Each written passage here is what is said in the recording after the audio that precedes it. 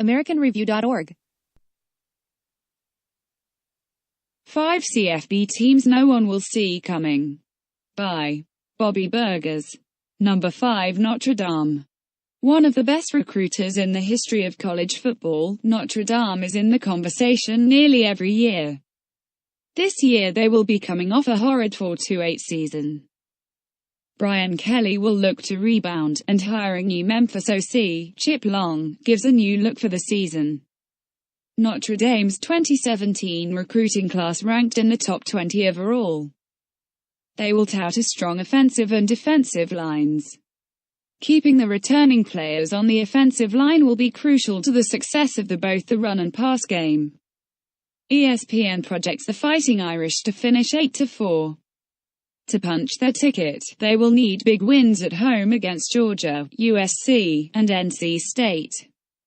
On top of that, they will be facing North Carolina, Miami, and Stanford on the road.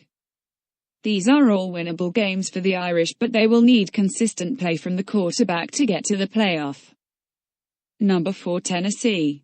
The Vols have been primed for a big season since the 1998 Fiesta Bowl. Tennessee hasn't won a conference title since 1997. Their recruiting classes have been strong every year. Butch Jones will come into the season still high off an incredible performance in the Franklin American Mortgage Music City Bowl. Their journey back to the top of the mountain will be difficult. Seniors Josh Dobbs and Derek Barnett have departed for the NFL. Florida, Georgia, South Carolina, Alabama, Missouri, and LSU all appear to be potential losses on paper. Perhaps the best thing the Vols have going for them is the unknown. They don't really know if the junior, Quintin Dormady, will take over the reins at QB. It's conceivable that freshman, Will McBride, steal the job and run away with it. With their schedule, Tennessee's path to the playoffs will likely be a controversial one. There is no chance they will escape the regular season without a loss. Number 3, Nebraska. On the surface, Nebraska doesn't scream contender after losing several key offensive players this past year. Most notably, senior QB Tommy Armstrong. ESPN currently has the Cornhuskers going 6-6 in 2017. With a career record of 15-11 at Nebraska, Mike "Nice Guy" Riley has yet to make any kind of a splash in Lincoln. Coming off a 6-7 and 9-4 seasons respectively, Mike Riley has yet to prove himself. This surely is a make-or-break year for the former Oregon Street football coach. Nebraska has yet to shy away from letting a coach go. They have now had 4 coaches since 2003: Pelini, Callahan, Solich.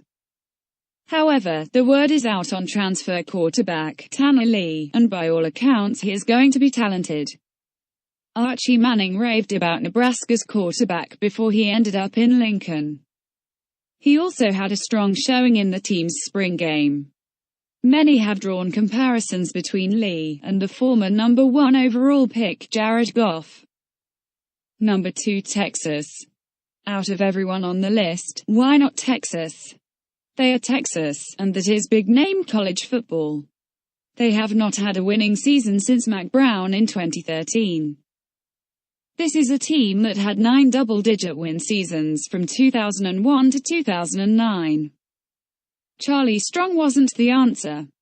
In walks Tom Herman, head coach from Houston. After going 13-1 last year with the Cougars, Herman could be just what the Longhorns need. ESPN currently has them projected at 8-4. The Longhorns will look for improved QB play from Buechele, who is poised to make a major leap. They will have tough opponents when they play USC, Oklahoma, Baylor, TCU, and West Virginia. They have some talent on both offense and defense, and it's really going to come down to the coaching transition. If the coach can get the team to buy in, and buy in early, Texas has a really good shot this year. Number 1, Wyoming. It might be shocking to see the Cowboys here, but 2 big things stand out. One is redshirt sophomore Josh Allen, who is currently projected to go number 1 overall in the 2018 NFL Draft. Last year, Allen had over 3,000 yards in the air, 500 rushing yards, and 35 total touchdowns. 2 is the coach, Craig Bohl. Most notably known for building the powerhouse that is North Dakota State. At North Dakota State, Bohl went 104-32, and won 3 FCS titles on his way out. ESPN has Wyoming going 6-6. They are expected to lose Week 1 at Iowa, and Week 3 at home versus Oregon. The other 4 losses could be debated. ESPN might not be so bullish on Wyoming, but crazier things could happen than a few early upsets. Iowa and Oregon had bad seasons 1 year ago. Oregon is bringing in a new head coach, and Kirk Ferentz is arguably on the hot seat in Iowa.